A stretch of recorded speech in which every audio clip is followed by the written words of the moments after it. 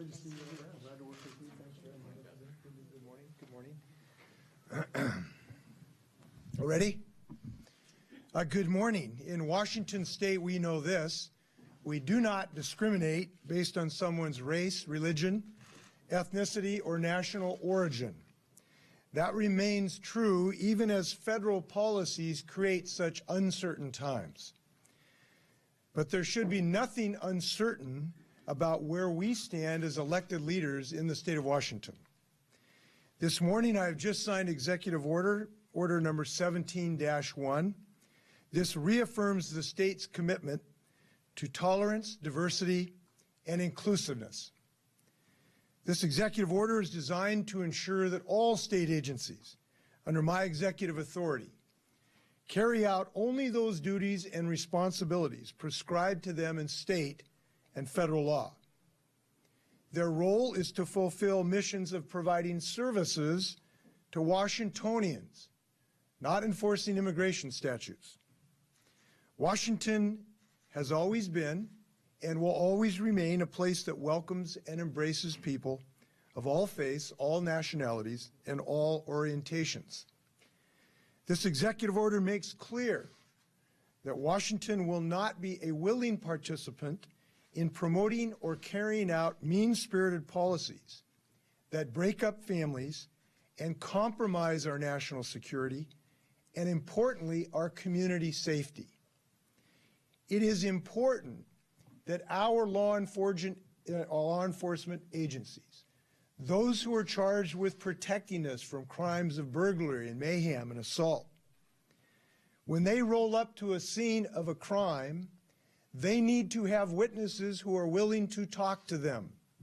It is imperative for our personal and community safety. If there are 5 witnesses at a scene, we want them all willing to talk to our investigatory police officers, not run away from them.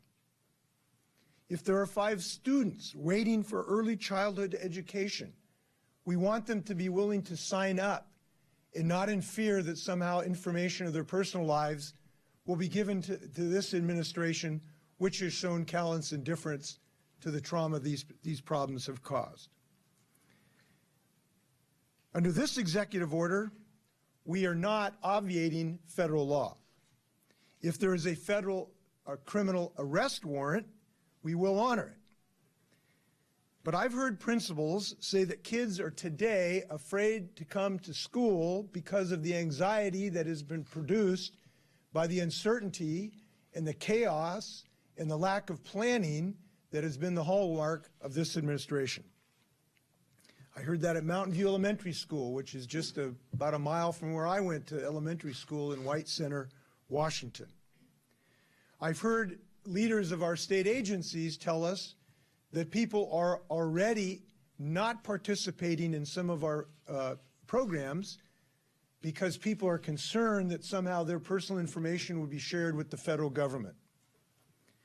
Washington State is a government that is meant to serve, and we do not allow the actions of this administration to reduce our ability to serve the residents of this state. Our state functions today are being diminished by that fear and anxiety created by this administration. The chaos we saw at SeaTac Airport a couple weeks ago is not the only indication of the problems inherent in the lack of planning and the uncertainty created by the administration. So we will remain a state that does not collect data on its residents beyond what is legally required or necessary to carry out specific agency duties. We'll remain a state that doesn't utilize state employees as agents of the Federal Immigration Services. We respect the roles that federal officers have, but those are their roles, not ours. Specifically, I want to affirm that under this executive order, our state will not, unless otherwise required by law, will not use state resources to demand documents about an individual's immigration status, to assist in the creation or enforcement of a religious registry, or for the purposes of targeting or apprehending people for an alleged violation of federal civil immigration laws.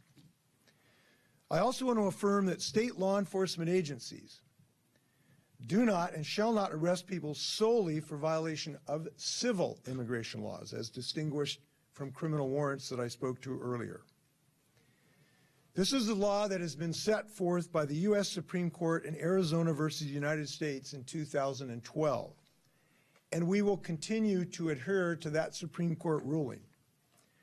Our officers are here to keep the public and our neighborhoods safe by enforcing the criminal laws, not to act as ICE officers for civil violations.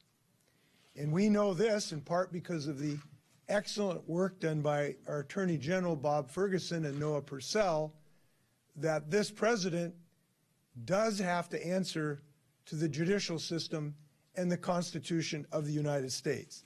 We hope that is now clear to him. And when his spokesperson said that no one could question the president's authority in this regard, we beg to differ, and we will continue to uphold constitutional principles. We will not stand by as the president and other leaders stoke fear and evoke damaging stereotypes to promote hateful policies that make our communities less safe, not more. Not in Washington State. I'd like to thank the elected leaders here with me today who've been working on similar efforts, and to the organizations in the room who've represented communities of families and workers who deserve to know that we stand with them today. But I do want to say this.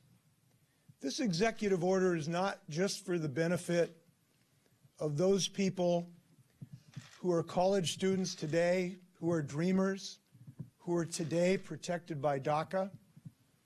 We appreciate their dreams, and we're glad they're at our universities and colleges building on their dreams and ambitions. This is for them, but it is not just for them.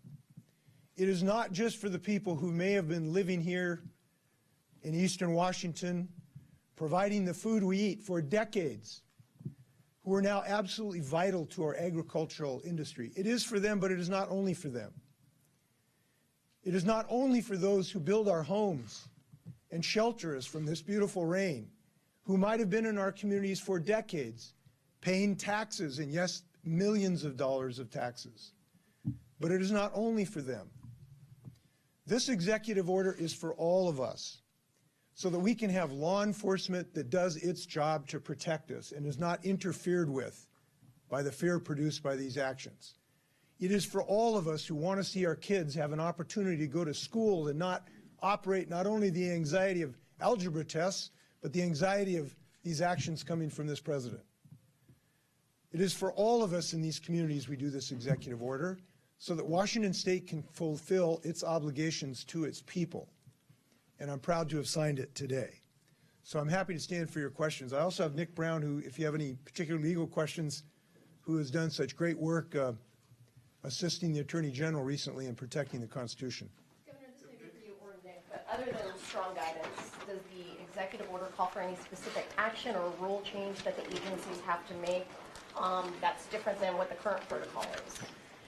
So I don't believe that compliance with the executive order requires any additional particular rulemaking that I'm aware of, but we will ask our agencies if for some reason any rule contravenes the executive order, then you can anticipate any rule. Nick, do you want to add anything to that? I think importantly this is clarifying what those rules are, and what we've seen over the last month or so is a lot of confusion about what is the proper role of state actors, of state law enforcement, and this is hoping to bring clarity to the employees that work for the governor and also to the clients that are served by state agencies. So it doesn't dramatically change existing state law or existing state policies, but it does bring some really needed clarity around those issues. What sort of information and what sort of agencies do you anticipate this affecting? Well, I mean, the EO is broad, so it talks about data not being used to create a religious registry. We don't currently do that, for example, but we want to make sure that whatever change comes from the federal government, we're not going to change that policy.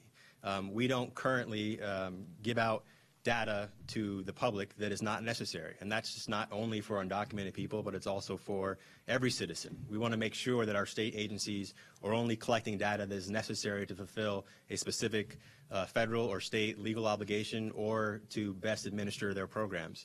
So it's pretty broad. There's a lot of different areas, but we want to make sure that state agencies are acting in accordance with the law and not responding to some of these damaging changes we've seen from the federal government. There was a crash on I-5. Has the protocol for State Patrol changed? They say the individual involved did not have an arrest warrant, but it had a notification to get in touch with ICE. Their family tells us that they kept him at the scene, not detained, not handcuffed, but delayed at the scene until an ICE officer could get there. So I've been advised the State Patrol is reviewing that particular situation. We don't believe that this executive order changes the existing State Patrol rules, which have been not to interrogate people at the scene regarding immigration status and to not arrest people for civil violations, only criminal warrants. So we don't believe this executive order will change existing Washington State Patrol policy. So we're going to continue on that course. You say that this is to protect our communities, but how does that square with the situation of a couple of years ago when a State Patrol trooper arrested a man near Moses Lake for DUI? He was taken to jail. Did not check on his immigration status. He was in the country illegally. A couple of years later, he rather brutally killed his girlfriend on I-90. The woman's mother says if he had been reported to immigration, he could have been deported and her daughter would still be alive. Well, there's a variety of reasons this is beneficial for our personal safety. Number one, look, our police officers are already stretched. They're having difficulty if you have your car stolen, have enough police officers to go out and try to find your car. Our police officers are stretched. We're having a hard time keeping our state troopers on the job. And we just can't have them become deputized or ordered by the federal government instead of responding to assaults and domestic violence and car thefts to all of a sudden be commanded, if you will, by the federal government. That's number one. Number two, tragic as those circumstances are, and we can all understand the tragedy that those things can and do happen, because all groups of people in some segment have some degree of criminal behavior involved with them. There is some evidence that people who are recent immigrants actually have less criminal behavior than the groups who've lived here for decades. It'd be nice if we had a president who looked at the facts about this circumstance rather than stereotypes. So these stereotypes cannot guide our policies. Facts have to. And here's what we know. Yes, there are tragedies like that. But for every one of those tragedies, there's probably 100 cases where a Tacoma police officer comes to a scene of a domestic violence. There's 5 people in the scene. He or she has to find out what happened, who's the culprit, and who's the innocent victim. The last thing that police officer wants is for those 5 people to either run or cross their arms and said, I'm not talking to you because I'm afraid you're going to take me in and report me to ICE. Now that happens every single day, hundreds of times across the state of Washington. It is those scenarios where we need to protect our law enforcement officers. It's important for their own protection as well. Look, when they pull up the scene, there's always danger associated with this. You may not know who has a gun. You may not know who's on your side. If what you know is that people around you are going to refuse to talk to you because they think you're an ICE agent, it jeopardizes your safety as well. That is why so many agencies have insisted that we stick to our knitting and enforce the criminal laws of the state of Washington rather than to be ordered about by the federal government. Yeah, Nick has something to add as well. And I would just add, let's be clear. Being undocumented is not a crime. Being undocumented is not a crime. So I don't know the specific facts of that case, but simply your status as an undocumented person in Washington state or any other state is not a crime. And the Supreme Court has made clear that state and local officers are not to enforce federal civil immigration laws. So depending on the facts, that is not the rule, and that law has been prescribed by the courts. So being undocumented does not mean that any law enforcement officer, state patrol, or anybody else should then be notifying ICE. If there's a federal criminal warrant or some other indication of criminal behavior, then that role may change. But simply being undocumented is not a crime. Does this order, let's be clear, how far down, does it go and affect cities, counties, special purpose districts, colleges? It affects our state agencies. State agencies, all we have jurisdiction to control. Cities, counties, their law enforcement agencies are under the control of their executive and legislative branches. So this applies to state agencies. And does it affect the Department of Corrections interfacing with ICE at the end of someone's term, or even in lieu of serving? Yes, but there are statutes on the books today that do create some obligations by the Department of Corrections. This does not change those statutes. Those statutes remain in place and they will be honored.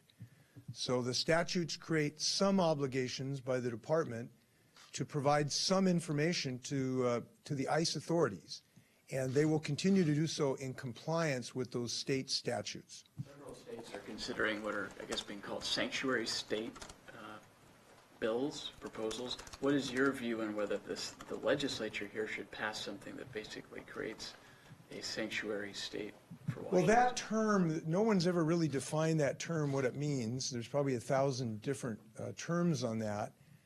At the moment, I'm not sure I see the necessity of legislation as long as this executive order is carried out. Now, maybe legislators have some ideas. I'm happy to talk with them about their ideas. If there's something that they believe will be more necessary to effectuate the intent of this executive order.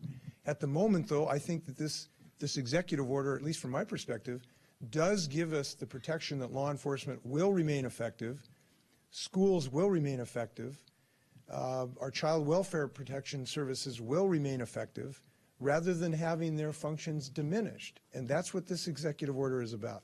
Governor, would you stand by this executive order even if it costs the state federal money and hurts everyone else in the state? Well, I don't believe that's going to happen for a variety of reasons. One, we have established a principle now through 4 courts, 4 judges, 2 of whom were appointed by President Bush, that this president is bound by the law. He doesn't like that. He chafes under that. That bothers him, but it is the fact.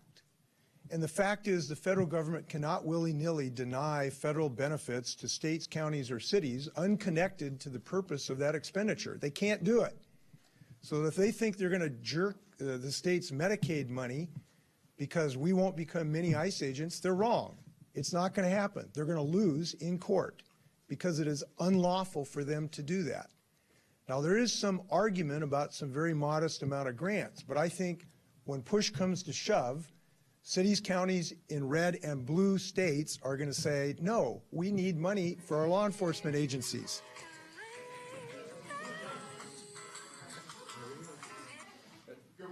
It's Vladimir Putin. I'll get back to you, Vladimir. Let me expound on that. Look, if they try to take away our law enforcement money, both red and blue governors are going to stand up against that, no matter what. And even red governors have blue mayors in their states and citizens. So I do not believe that is going to be a viable threat. And if so, we will fight it with everything we've got. And I believe we will prevail on this subject. And by the way, there's nothing in this executive order that we are aware of that would trigger, to the extent we can humanly figure it out, what the president is actually talking about here. So at the moment, to the extent we can ascertain his true intentions, this is not a triggering mechanism. Governor, is it fair to say then that a goal of the executive order is to make Washington a sanctuary for those in this country who may be undocumented to come to Washington, and as long as they don't commit a crime, they should live on happily? No, the goal of this executive order is to see to it that Washington State can provide the law enforcement that Washingtonians want without being diminished, to make sure that we can provide the education that Washingtonians want, that we can provide the children's protective services that Washington wants, and that those functions will not be debilitated, diminished, or reduced in any way by the anxiety created by this executive order. And that's the intent of this. But let's also recognize the reality. Look, our economy depends on people. The reality of this, our economy in the state of Washington depends on people who are here, who've been here for decades frequently.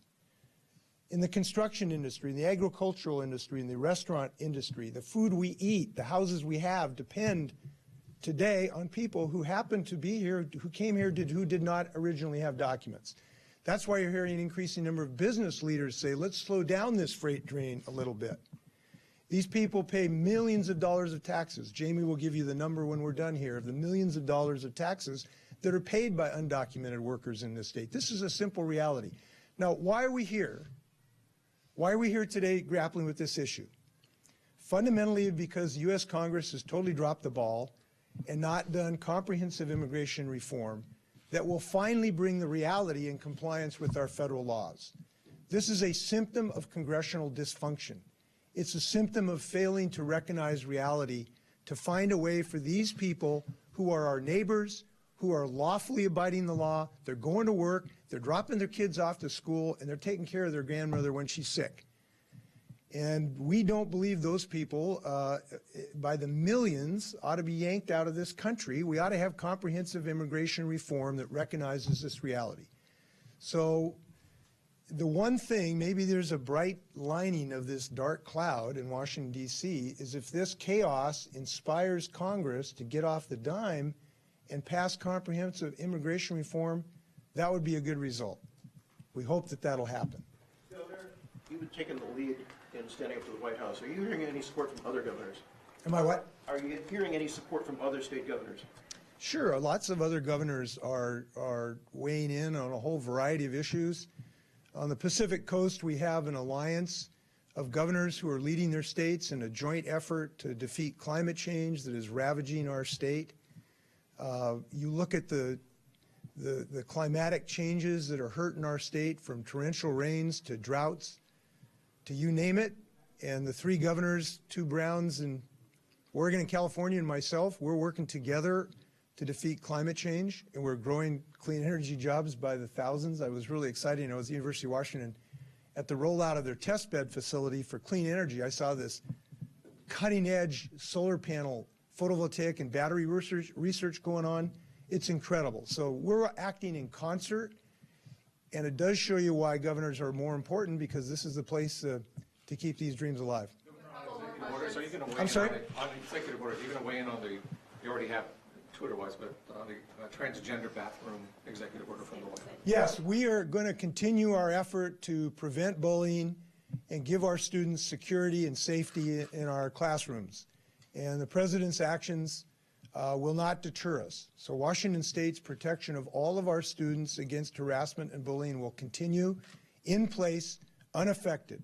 And I think it's an example of what Washington is doing, which is standing up for our values in Washington State, untrammeled, unimpeded by President Trump.